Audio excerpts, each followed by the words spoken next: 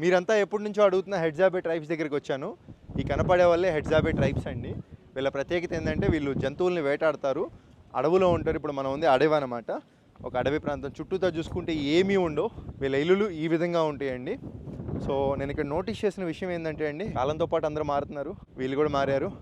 T shirt jeans pant వేసుకున్నారు. So ఈయనైతే మరి ఫ్రీగా ఉంటుందని బట్టలు వేసుకోలేదు. చిన్నపిల్లలు ఈ విధంగా ఉంటారండి. ఇప్పుడిప్పుడే ప్రాక్టీస్ అనమాట, బాణాలతో ఎలాగ కొట్టాలి ఏంటి నేర్చుకుంటున్నారు. వీళ్ళు కుక్కల్ని ఎక్కువగా పెట్టుకుంటారు, కుక్కలతో వేటాడడానికి వెళ్తారంట అడవిలోకి, బాగా సాయం చేస్తాయి.